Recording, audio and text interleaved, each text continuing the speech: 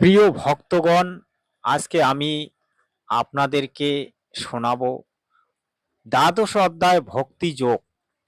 এই ভক্তি যোগ, এই ভক্তি শব্দটির অর্থ কি, যোগ শব্দের অর্থ কি, ভক্তি আপনি কার করবেন এবং কার করা উচিত, কিভাবে করতে হবে, সে সম্পর্কে আজ সম্পূর্ণ ভক্তি তত্ত্ব কথা এই ভিডিওর মাধ্যমে আলোচনা হবে।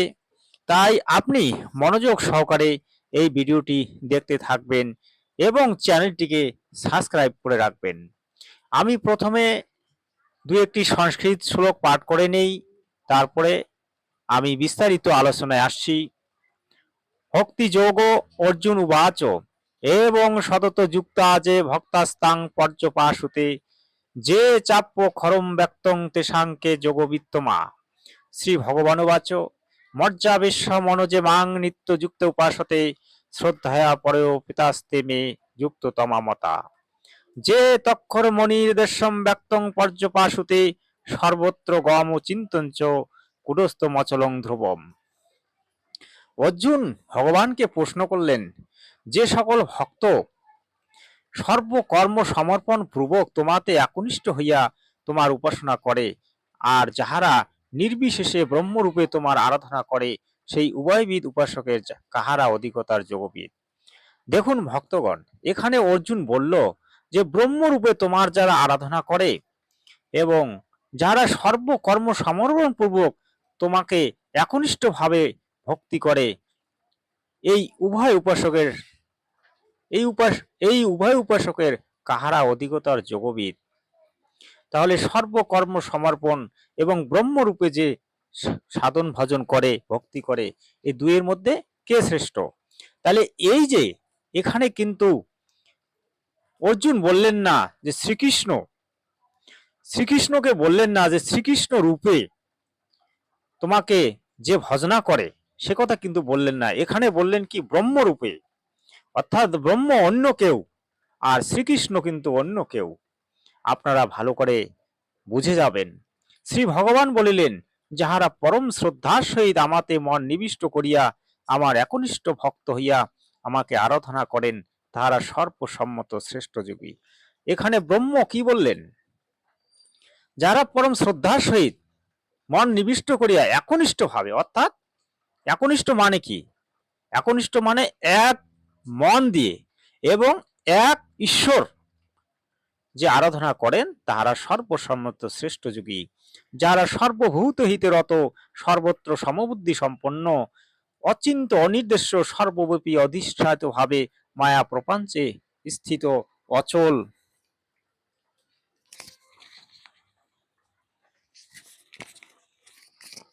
অব্যক্ত ও ক্ষয়দয় বিরহিত ব্রহ্মের উপাসনা করেন, তাহারাও আমাকে প্রাপ্ত হন। দেখুন এখানে কিভাবে উনি বললেন। এই যে উনি কিন্তু বারবার বলতেছেন যে ব্রহ্মের উপাসনা, উনি বারবার ব্রহ্মের উপাসনা করতে বলছেন, কিন্তু শ্রীকৃষ্ণ কি ব্রহ্ম? এখানে ক্ষয়দয় বিরহিত, যে ক্ষয়দয় বিরহিত, যার কি ক্ষয়দয় হয় না, অর্থাৎ যার ক্ষয় নেই এবং যার কোনো বিনাশ নেই। তাহলে শ্রীকৃষ্ণের জন্ম মৃত্যু হয় বারবার। শ্রীকৃষ্ণ কখনো রাম রূপে আসেন, কখনো কৃষ্ণ রূপে, কখনো বা গৌরাঙ্গ রূপে, বিভিন্ন রূপে তিনি আসেন। তিনি তো ক্ষয়দয়ের মধ্যে আসেন, তাহলে তিনি কি করে ব্রহ্ম হলেন? তাহারাও আমাকে প্রাপ্ত হন। অব্যক্ত অর্থাৎ নিরাকার ব্রহ্মে আসক্ত চিত্ত নির্গুণ উপাসকগণের মুক্তি লাভ অধিকতার ক্লেশদায়ক হয়, কারণ দেহীগণের নিরাকার বিষয়ে জ্ঞান লাভ সহজে হয় না।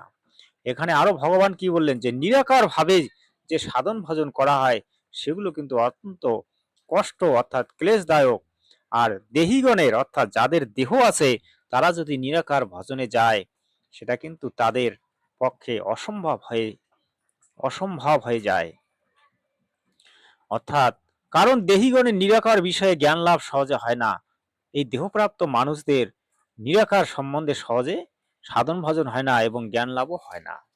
কিন্তু হে পার্থ, যাহারা আমাতে সর্বকর্ম সমর্পণ পূর্বক মত পরায়ণ হইয়া অনন্য যোগে আমাকেই ধ্যান করিয়া উপাসনা করেন, আমাতে আবিষ্ট চিত্ত, তাদৃশ সাধক সকলকে আমি অচিরে মৃত্যুপূর্ণ সংসার সাগর হইতে উদ্ধার করিয়া থাকি।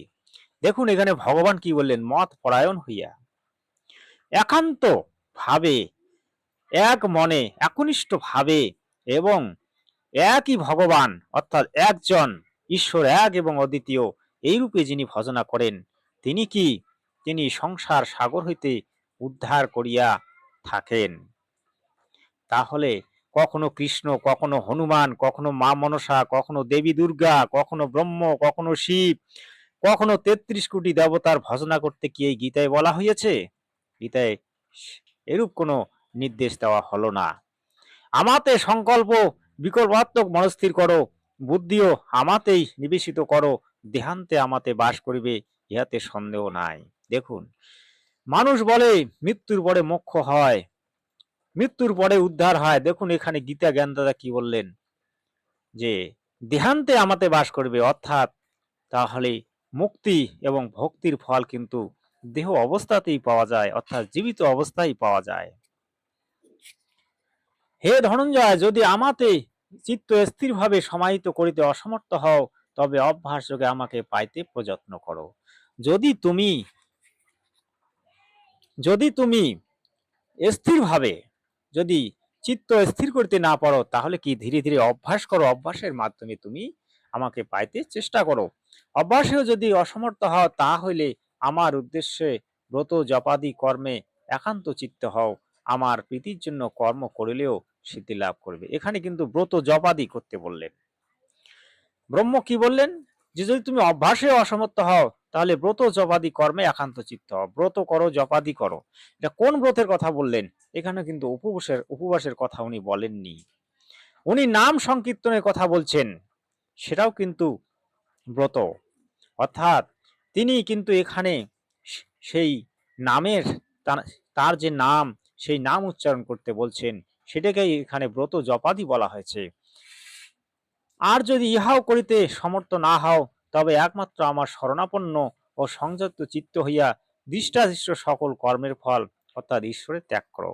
যদি তুমি এটাও না পারো, তাহলে তুমি আমার শরণাপন্ন হও, একমাত্র আমাতেই শরণ লও, আমাতেই একমাত্র ভরসা করো এবং আমাকেই ডাকো, স্মরণ করো। তাহলে কি হবে, দৃষ্টাদৃষ্ট সকল কর্মের ফল তুমি যদি ত্যাগ করতে পারো, তাহলে আমাকে পাবে। অভ্যাস হইতে জ্ঞান শ্রেষ্ঠ, জ্ঞান হইতে ধ্যান শ্রেষ্ঠ, ধ্যান হইতে কর্মফল ত্যাগ শ্রেষ্ঠ, যেহেতু কর্মফল ত্যাগের পরেই অর্থাৎ সংসারে শান্তি হয়। দেখুন অভ্যাসের থেকে এখানে জ্ঞানকে বড় করা হলো এবং জ্ঞান থেকেও ধ্যানকে বড় বলা হলো এবং ধ্যান হইতেও কর্মফল ত্যাগ শ্রেষ্ঠ বলা হলো, যেহেতু কর্মফল ত্যাগেই পরই কর্মফল ত্যাগের পরেই সংসারে শান্তি। যতদিন পর্যন্ত না মানুষ বিষয় বাসনা থেকে দূরীভূত হবে, অর্থাৎ বিষয় বাসনা থেকে দূরে না আসবে, ততক্ষণ পর্যন্ত কিন্তু তার ভক্তি কর্ম অর্থাৎ কোনো কর্মই তার সফলতার দিকে এগোবে না। তাহলে এখানে কিন্তু উনি ধ্যানও করতে বলছেন, কিন্তু কোন ধ্যানের কথা বলছেন? আমরা যে নাম জপ করি, সেই নাম জপের যে ধ্যান, নাম জপটাকেও ধ্যান বলা হয়। আমরা যদি সর্বসময় নাম জপ করি, সেটাও কিন্তু ধ্যানেরই অংশ। সর্বভূতে যথাক্রমে যাহার মন উন্নত ও উত্তমে অদেশ,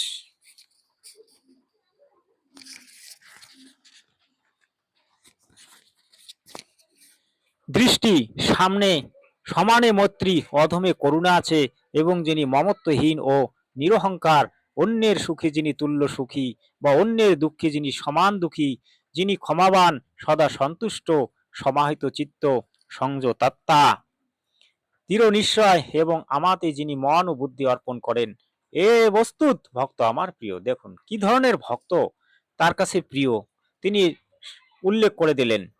কার কাছে প্রিয়? ব্রহ্মের কাছে। ব্রহ্মের আর কি নাম? জ্যোতি নিরঞ্জন। তার আরেকটি নাম কি? কালপুরুষ। তার আরেকটি নাম কি? মহাদেব। যাহা হইতে লোকে ভয়ে ক্ষুব্ধ হয় না ও যিনি লোক হইতে সংঘ প্রাপ্ত হন না, যিনি হর্ষ অর্থাৎ স্বীয় ইষ্ট লাভে উৎসাহ, অমর্ষ অর্থাৎ অন্যের লাভে অসহিষ্ণুতা এবং ভয় ও উদ্বেগ জন্য চিত্ত বিক্ষেপ, এই সকল যিনি পরিত্যাগ করিয়াছেন, তিনি আমার প্রিয়। দেখুন ব্রহ্মের উপাসনা করতে গেলে কি কি ভাবে আপনাকে উপাসনা করতে হবে এবং কেমন ভাব প্রাপ্ত হতে হবে এবং কেমন ধরনের ব্যবহার আপনাকে রাখতে হবে সে সম্পর্কে কিন্তু ব্রহ্ম এখানে উল্লেখ করলেন। যিনি যদিচ্ছা নিস্পৃহ, বাহ্যাভ্যন্তর শৌচ সম্পন্ন, অনলস, পক্ষপাত শূন্য, চিত্ত ক্লেশ রহিত, সর্ববিধ উদ্যম ত্যাগী, এতাদৃশ ভক্ত আমার প্রিয়। যিনি প্রিয় বস্তু লাভে আনন্দিত হন না, অপ্রিয় বস্তুতে বিদ্বেষ করেন না, যিনি ইষ্ট নাশে শোক করেন না, অপ্রাপ্ত বস্তুরও আকাঙ্ক্ষা করেন না, সেই শুভাশুভ পরিত্যাগী ভক্তিমান সাধকই আমার প্রিয়। অনুবাদ: শত্রু মিত্রে যাহার তুল্য দৃষ্টি, মান অপমানে যাহার তুল্য জ্ঞান, শীত উষ্ণ সুখ দুঃখে সমান বোধ এবং নিন্দা স্তুতি যাহার সমান, যিনি আসক্তহীন ও মৌনী এবং যদিচ্ছা লাভে তুষ্ট, নির্দিষ্ট বাসস্থান যাহার নাই, যিনি স্থিরমতি ও ভক্তিমান, এতাদৃশ ভক্তই আমার প্রিয়। যাহারা শ্রদ্ধা সমন্বিত ও মত পরায়ণ হইয়া আমার কথিত অমৃত তত্ত্ব প্রাপক ধর্মের অনুষ্ঠান করেন, সেই ভক্তগণ আমার অতীব প্রিয়।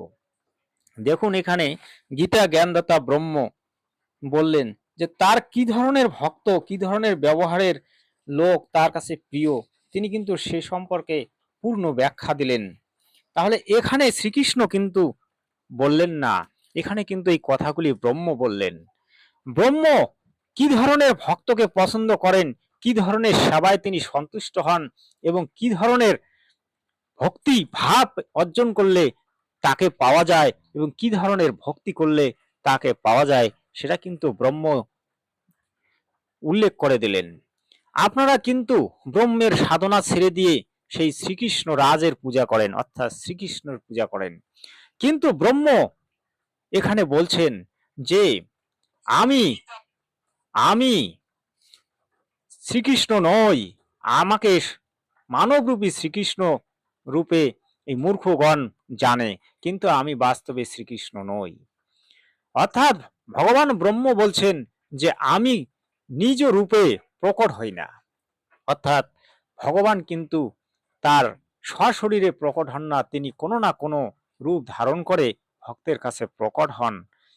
কিন্তু অর্জুনকে তিনি বিশ্বরূপ দেখিয়েছিলেন, কারণ অর্জুন তার বিশেষ ভক্ত ছিলেন এবং প্রিয় ছিলেন, তাই তিনি কিন্তু অর্জুনকে তার বিরাট রূপ দেখিয়েছিলেন।